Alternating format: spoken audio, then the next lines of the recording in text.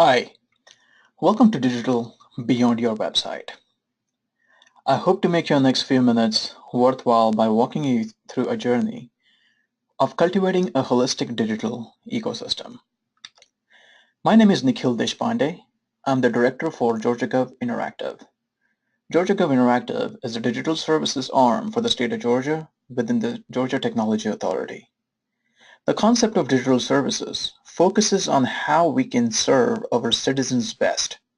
With all the existing communication and interaction channels, how can we design interaction that creates least friction? Let me start with a personal example.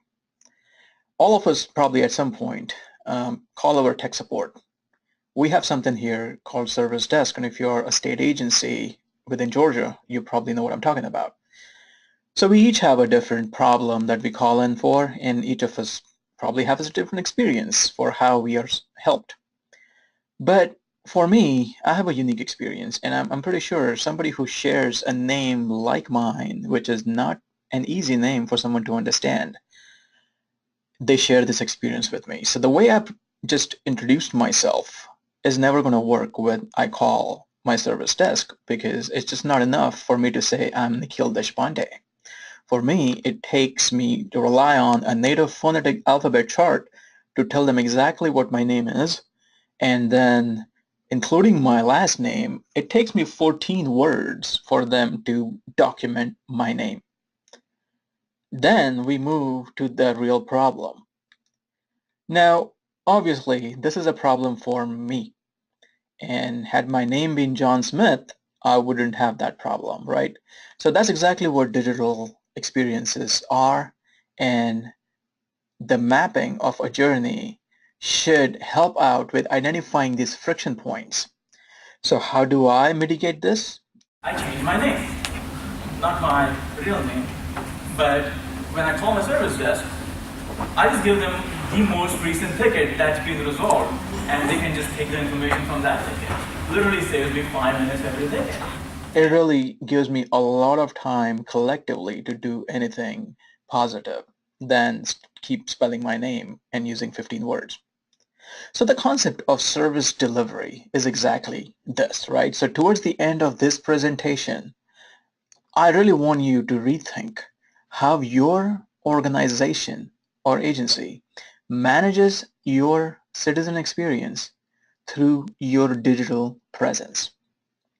And for that, I'll be going through these 4 sections. What digital presence means, how to gauge citizen experience, how do we cultivate a digital ecosystem, and then what's next. So let's talk about what digital presence means and how does that tie in to your ecosystem.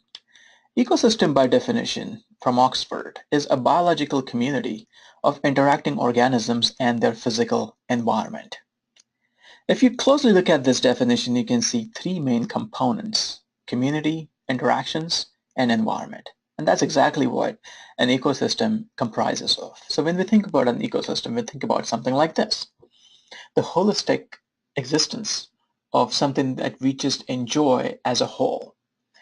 There are holistic approaches, but there are interactions, and there are several organisms existing within an ecosystem.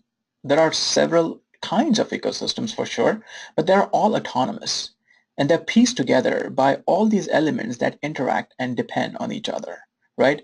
Normally, we identify an ecosystem as a sum of the parts, but truly, if we want to understand how something works, we have to closely look at all the elements. Every element has a goal, a voice, it has needs, and some dependencies. And as we understand the dynamic between these elements and the causes of friction, we start to understand the ecosystem a lot better. Now, as a natural ecosystem, we probably might have very little influence over how we can change an ecosystem in itself. But when it comes to a digital ecosystem within our organization, we actually have every possible benefit of our influence on changing how our interactions with customers and how that ecosystem can be bettered. So just take like a look at the last few decades of how state agencies have been delivering services to citizens, right? Because the evolution has been tremendous. For a long, long time, constituents only dependent on physical locations through physical mails, and then after a certain time, just calling in or faxing. Um, Fax itself was quite a big achievement from technology, right? Because like, wow, you just send a paper and then just hope and pray that it lands in the right hands on the other side. But everything changed when the web came along. When the web emerged, the one-on-one interactions between service representatives and citizens, which were a huge part of the relationship, by the way, everything moved online. That personalization aspect kind of went away. So as much as we can do anything on the web, the citizens truly are seeking that experience, right? Because really nothing changes that concept of being served on a personal basis.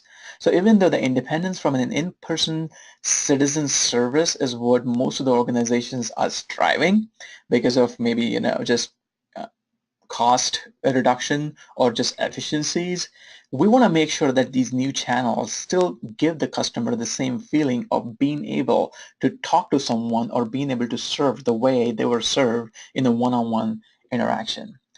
And as the channels keep growing, it only gets challenging because the experience that we were hoping to give them on a web, now suddenly they expect them to be in the palm of their hands, right? Through mobile channels, um, apps. And then the interaction also not is just contained within the web or on the website. It also moved to a social platform where now other people are able to help them. Other people are able to have a conversation. And if we are not part of that conversation, we lose our chance. We lose that opportunity to either set the record straight or to inform our citizens of any upcoming changes. Our interaction then starts becoming very passive and responsive rather than proactive. But as this landscape keeps growing with chatbots and automated tools trying to serve our constituents, really the challenge is how do we manage everything?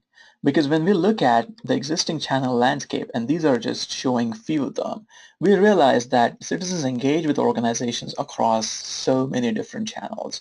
And depending on which channel they are comfortable with, they will cling on to it and expect the same level of experience that they would otherwise get from other channels.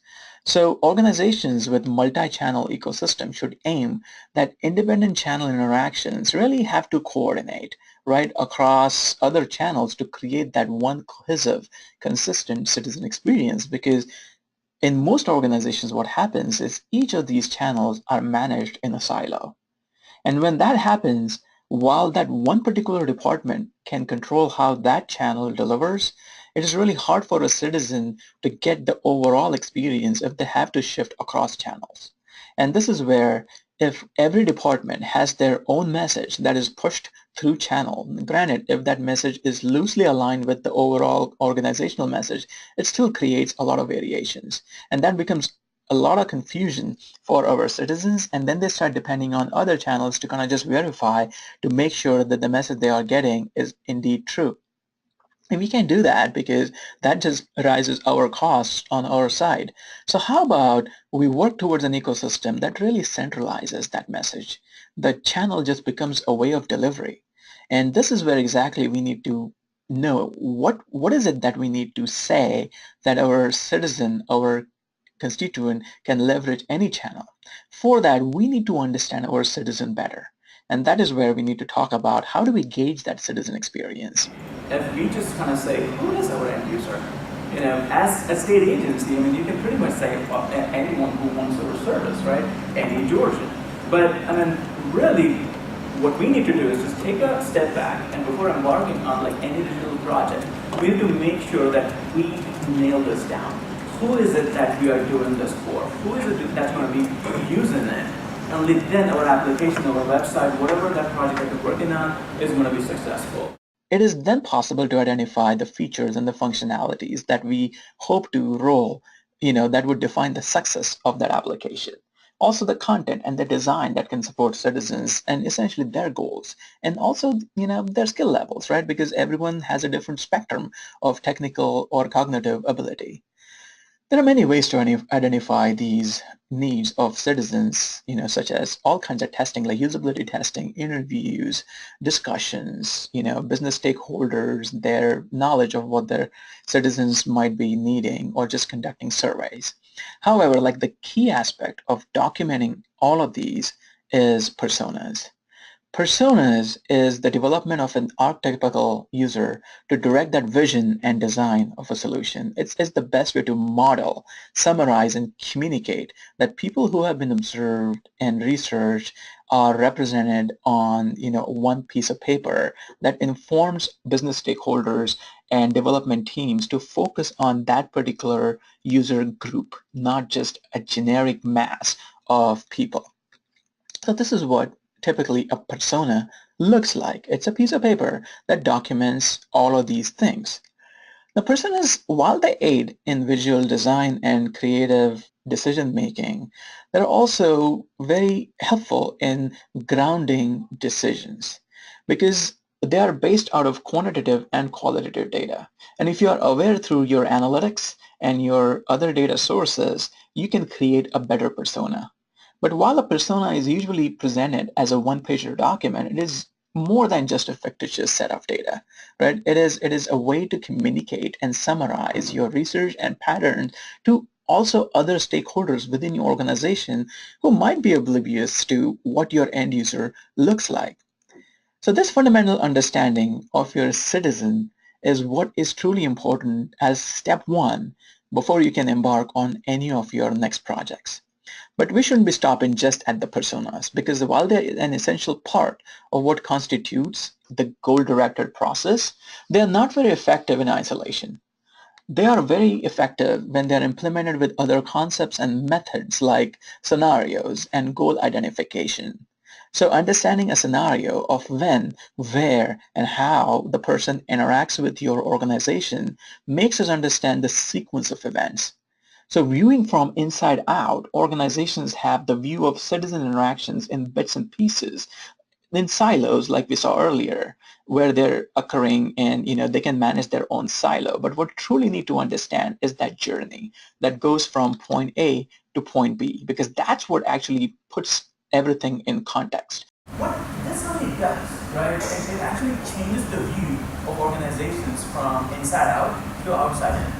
It puts the entire interaction in context, and fragmented understanding is really chronic for any organization where performance indicators or their internal goals are assigned per individual development department or group, right? Because many organizations rarely piece all of these together from an entire experience perspective from a citizen standpoint.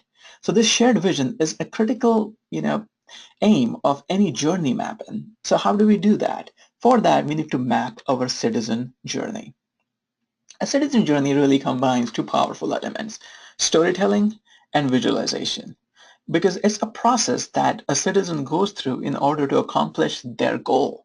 And while they accomplish their goal, it reflects on where and how they interact with our organization.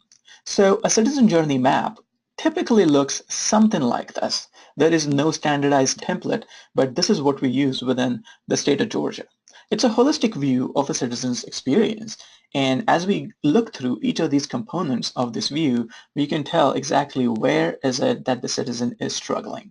All right. So the first thing that we really need to kind of understand is the process of how does the citizen go through interacting with our department if they're using a certain program or a certain application. So all the agencies who have applications that cater to our citizens, they can actually have each of these journeys dedicated towards that application. So the first thing is the process, right? So for using any application, a citizen has to first say, discover that there is this program that I could be using. Then they educate themselves of that program. Then they apply to be part of the program. They then, adopt it and they are a repeat user. And then, us as an organization has to work towards retaining them to be able to use that program. So this journey kind of maps that, and every stage is broken into steps that actually reflects like what steps are taken by the citizen to be interacting with that program or with our organization. Once that's done, then we focus on exactly what the touch points are that the citizens use to interact with our organization. A touch point typically represents a specific interaction between a citizen and your organization, which includes probably devices or multiple channels, as we saw earlier. Essentially, every interaction is a specific task that is being completed. And the citizen journey is made by these series of touch points. And once we document all of these touch points are, then we can move to kind of mapping what is their experience. The experience really reflects on, okay, if this is a touch point where their experience dipped, as far as, as you can see, there is a smiley face and a frowny face. If a certain touch point, if a certain step dips that experience to a frowny face, then we know that this is where they're having a problem, but then who owns it? And this is where our departments come in. We can map our department to that particular interaction. So based on where the interaction skews up or down, we can see if there is a problem or if there is something that is actually working out for our citizen. So essentially, journey mapping sheds light on real human experiences that often organizations know very little about. So once this is all filled out and populated, typically it should look like this, right? There is a mapping done, there are departments being identified, there are touch points being identified, and then this gives the organization a unified citizen experience. This visualization can actually engage otherwise disinterested stakeholders from your organization across maybe different groups and spur a collaborative conversation. Trust me, when your department is up on the chart and the experience shows that it's dropped, that you'll get that department's attention. So let me just give you a quick example. Department of Revenue in Georgia typically has been sending out a lot of snail mail or physical letters to citizens for informing them for several, whatever the reason they need to be informed about. One of the things that citizens lately have been doing, and all of us can relate to that, is we need to know if this is legit. What is a way to find out? Well, I need to call them, right? So when people start calling the department about all these letters that they're getting from the Department of Revenue, what happens is it drives their call volume up. So they saw that they were having to really, bump their call centers to be able to kind of have all these calls accommodated. So one of the things that they did was they put this one pager on their website. Did you get a letter? If you did, what kind it is, you click on it, and their citizens get the next steps based out of this information. Not only they just put this page up there and just hoped that people will find out about it, they mentioned this page on the letter. So now the citizens know immediately when they read the letter that they have their next step not to call, but to go on their website and check where their next steps lie for them. Essentially what Department of Revenue did was they diverted that traffic from their call centers to their website, which not only saved them from a cost perspective, citizens didn't have to wait on the phone for like a long time to get their one little question answered, that is this legit and what's my next step, right? So a citizen journey mapping, even though journeys can be really integrated long or really short journeys, can really highlight these problems. And that's why we need to map those journeys. It shifts the perspective of an organization from inside out to outside in. It's more citizen focused. It is also, really helpful in creating a shared organization-wide vision, because it really breaks down these silos and shows the big picture. It makes internal owners aware of, like, we own these channels, and if an experience is dipping across our channels, it's our job to kind of, make it better. We pretty much can identify where are the gaps, where we can actually have some opportunities to make things better. And then, of course, who's responsible for doing that? So it's really important to kind of set that baseline. So once we have a baseline of our experience, then we can start working on cultivating our digital ecosystem, right? So having a baseline is good.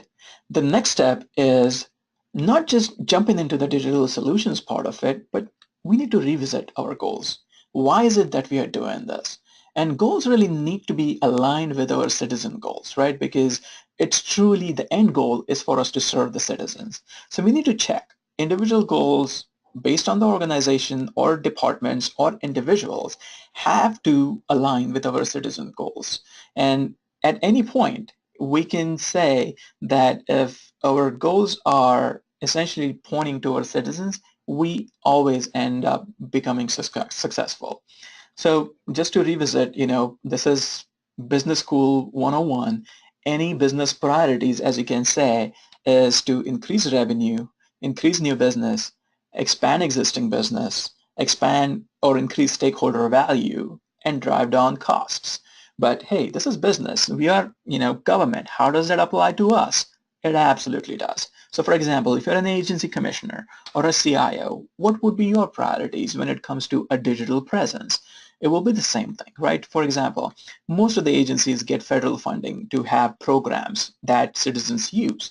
So for that, citizen participation is key because increasing revenue is, really mapped to like our participation increase, because the more people participate, the more valuable that program is going to be to reaching out to our citizens. For that, we need to focus on new signups, right? So the increased reach part of it is translated into new signups. Also, for new signups, we also want to make sure that they can leverage existing services. We can expand the reach to existing constituents for people, who don't know about some other services. So how does that translate to our stakeholder value? Absolutely helps our legislators to kind of get a glimpse of how programs are doing and how, they could keep funding those programs. But having a citizen-focused view and having everything mapped on the journey really kind of helps us drive those costs down, like Department of Revenue did with just a web page, and driving all that traffic away from their call center onto something that is just out there. And a hit per web page costs almost nothing compared to a call per citizen to a call center. So really the value of this mapping is to also enhance what your vision is for your future goals are, for your department goals are, and will shine a light on where those goals need to be updated or new goals that need to be created. So the next step after we have our goals in place is to audit your channels. We talked about the channel being the medium of interaction between a citizen and your organization. So there may be various channels, various types of channels in your current state. And at this point, we can safely say that there are two kinds of channels. One is a unidirectional channel, and the other is a bidirectional channel. Unidirectional typically are the ones where, citizens immediately don't have any interaction. They're just being, consumers of information, be it their experience on the website or a printed material, or just maybe like a voicemail that's left from organization. But bidirectional channels are more interactive. They include, website or even traditional in-person conversation or on the phone conversation, but that's a bidirectional channel. So while we have all of these channels present up here, lately what I've seen across organizations is we have started confusing channels with devices. Channels are not devices. Devices can enable channels, but we need to avoid this confusion of focusing on devices at the expense of channels, because when we focus on devices, there is nobody who can claim responsibility for that particular channel. So when we look at what are our channels, we see a spectrum of how channels are supporting an organization. This is exactly all of the things that a citizen would use to interact with your organization. And each channel's experience can sometime, or should differ depending on the device that they're accessing. So I'm not discounting the role of devices, but first we need to be channel focused. Some channels are going to be device specific, and this is where we move into, after we understand what the channels are, then we start looking at what the devices are. For example, a mobile phone is the most flexible device that can support maximum channels, but it's still a device. We still have to focus on who owns each of those channels, regardless of where those channels are actually consumed from. As you can see, there are certain channels like email that could flow across a mobile phone, a tablet, a laptop, or even a smartwatch. Like, then how do you manage that experience across these devices. So if someone is just focused on a device, the whole channel mindset gets destroyed, and that actually causes a lot of friction with our citizen experience.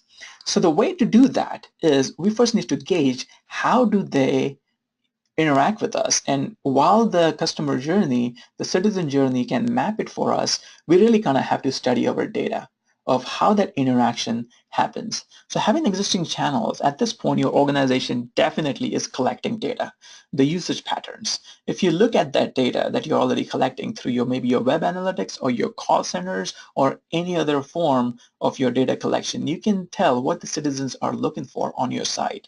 How do they interact with you, or even why do they call you? And this is where, again, going back, it can actually show us that this is where the dip is happening. So we need to zero down on that particular data point and then see, okay, this is the delivery, this is the department that is responsible for it. And then going back to the data piece of it, start looking at, okay, this is where they start, this is where they go, from where they go, and this is the flow, and this is where they dip. So data is a fascinating storyteller. So based on the usage patterns, analytics, it will tell you exactly where citizens are having friction and choosing to drop off. Instead, they'll just jump on a call, or even worse, man, they'll just walk in and, spend half of the day just to get their answer, for what they're looking for. It really doesn't help with our customer experience. So data helps. So having this data, obviously, we can all agree that data is huge, and the way we mine it, the way we make sense out of that is just a fragment of the overall existence of data. But we know that we don't have infinite resources to do that. So how about this? Open your data. Have the constituents interact with your data. Maybe, we can visualize it. Maybe constituents can actually, make some apps to make sense of the usage patterns and everything else that happens with your data. And to enable this within the state of Georgia, we have a data repository. It's called data.georgia.gov. And this is where agencies can upload their data. And this particular repository normalizes that. So once the data is available, then the agencies can visualize them however they want and serve them on their website through stories, and making sure that the data has that context around why they are actually showing these numbers. Also, by doing this, one thing that we are doing as a state or as government is we are establishing trust. And for us in government, we know we can, chomp onto any opportunity to establish trust with our citizens. So having that trust, that really helps, because a lot of times, like, citizens, kind of just don't trust what information they are getting, because they know a lot of times, like, governments are not up to the par of, being on that data or content delivery side. Just to give you one example, Department of Motor Vehicles across the country is known as DMV, but in Georgia, it is Department of Driver Services. So for someone who has just moved to Georgia, if they just put a DMV in the Google search, this is what they get. So they don't know exactly where this data is coming from. And actually, this is not coming from our official driver services website. I'm not saying this data is wrong or is misleading on purpose, but this is where they don't know, because the site says .org, and even as we drive down, trickle in into the details of the data, it is all coming from a website that is not owned by a government agency. It's privately owned as claimed on that website. And our ad blindness, kind of makes us not look at that. But this is where anyone with maybe a malicious intent can actually mislead our constituents, our citizens. So it is our job to make sure that our presence should be good enough, well enough for search engines, and something, that is algorithmic based and non-humans can actually collect. So this is where we really need to kind of make sure our content is really well structured and it's in place. So what's next? What's next is content. We need to prioritize our content. As any state agency or as any organization, we need to start thinking about content strategically. It is a mindset. So when I say content, I don't mean just content for your website. I mean content across your channels. Remember, we talked about that one single source of message? That's exactly what I mean when I say structured content, because strategically created content always is easy to flow across channels. And when that happens, the citizen experience is very consistent and can really elevate that friction that causes when messages change depending on which channel they call into. So structured content, really, structured information, is content that is separated in independent parts because it makes its behavior more predictable. Because these independent parts are labeled and they have context wrapped around it. And when we leverage content management systems, it makes it a lot easier for these parts to just trickle across these channels. The most easiest way to understand structured content is this, right? So we all have experienced forms, paper forms or printed forms, like however it is in our life, where we take certain content and we put a structure around it. And while as a consumer, we didn't understand why that structure needs or what does that 12B or 12C means, we later found out when the technology revolution through mobile devices happened through apps, where companies started using simple things like a form, where like, hey, if your tax return is just upfront, all you got to do is just use our app and we'll do the rest.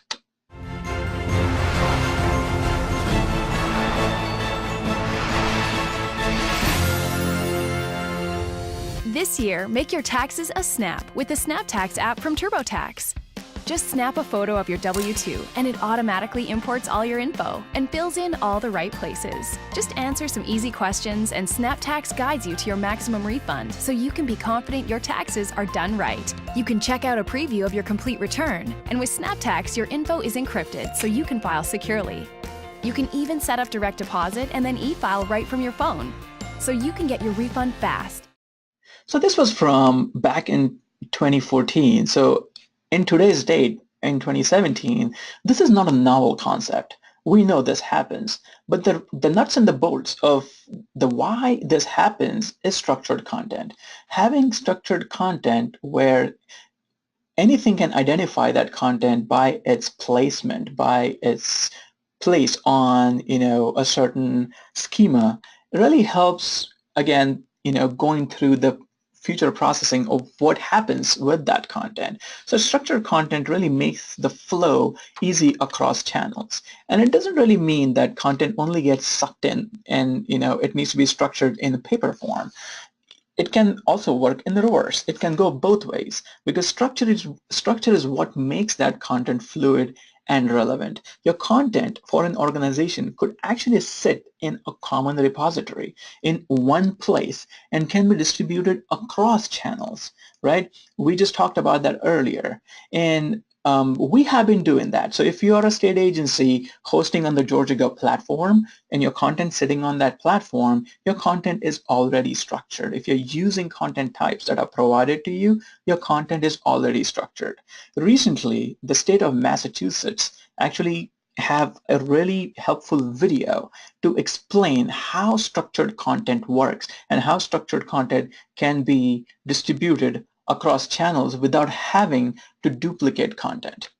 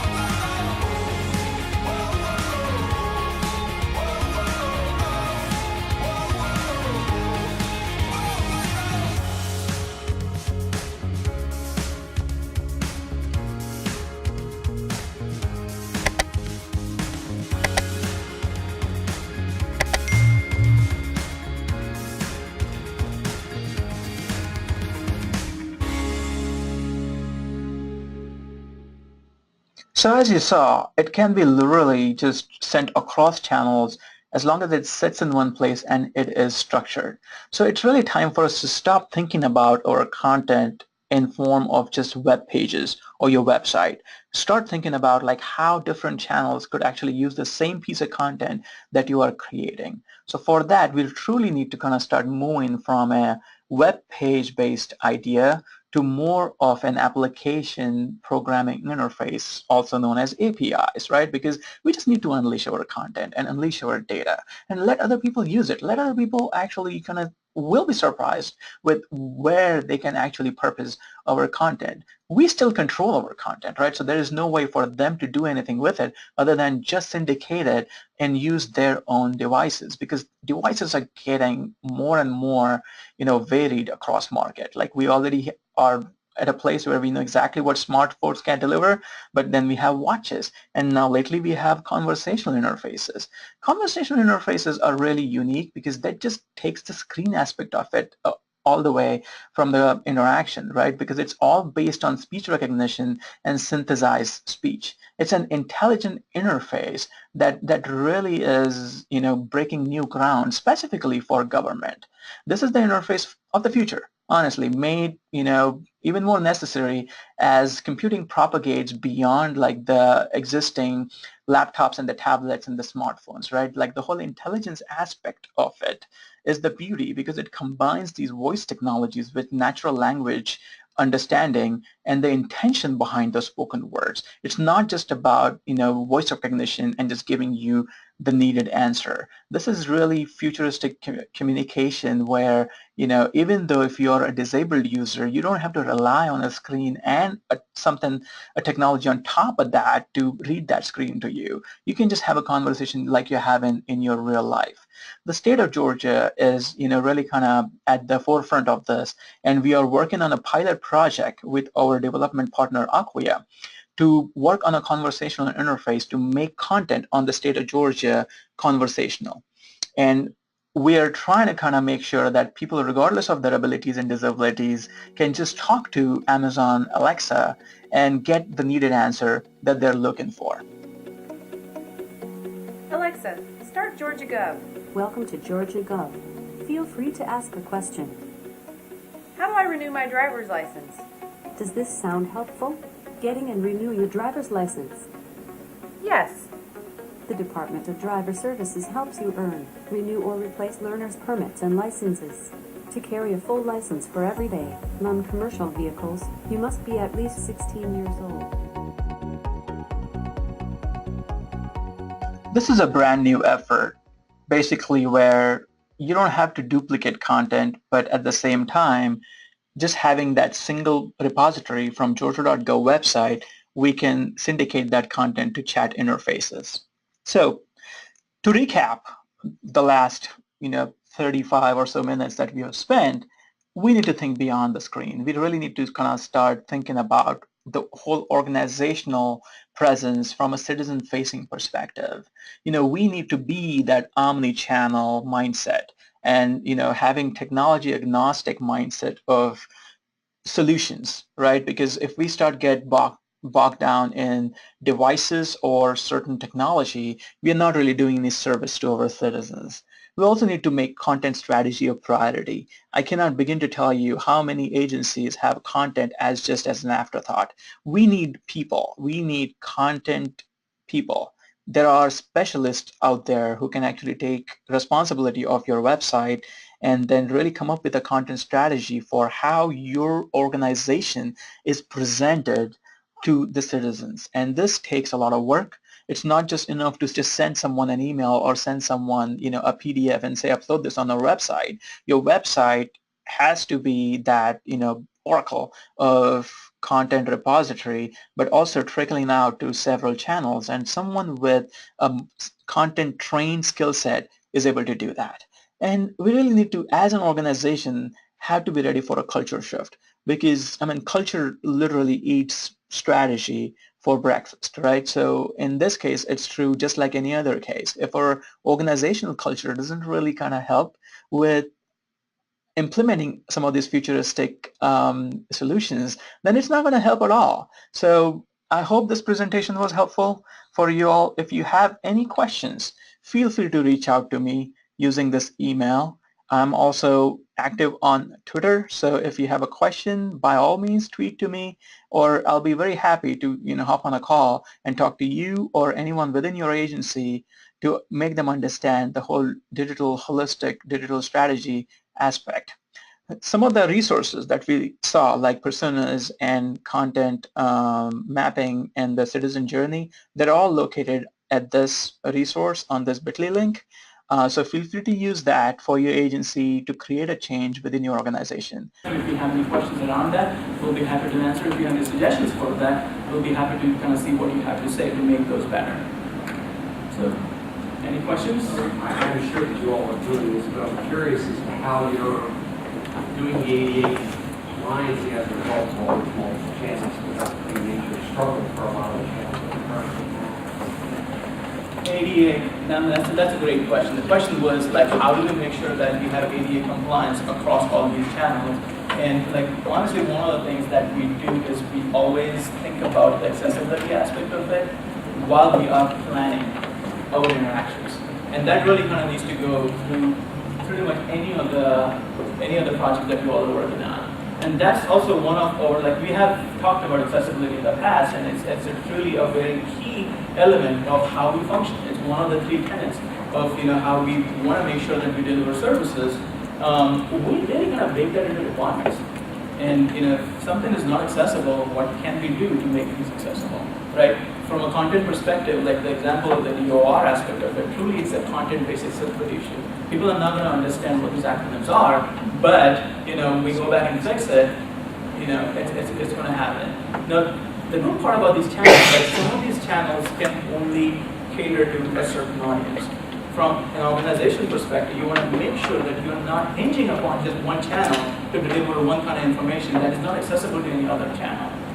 So this is again kind of like where your strategy comes in, is make sure, like, there is no way, right? I mean, I can make Alexa accessible to someone who has a speech impediment or a hearing loss. But for them, we have other channels. But the key is your information should not be locked into a channel that is then held inaccessible and hostage because someone cannot be using that one channel. Any other questions? Well, if not, feel free to find anyone. If you have further questions, I really hope you come back for Kendra's and then Jasmine's sessions, because Kendra's going to be focusing on the content aspect of it, and then Jasmine will be focusing on the user aspect of like how do we really kind of nail down the understanding aspect of our users, and she'll be showing some of the cool stuff we did with Department of Child Support Services usability testing. Cool. Thank you all. Thank you again for sitting through this presentation. I hope this helped you, and again, very happy to help you in the future.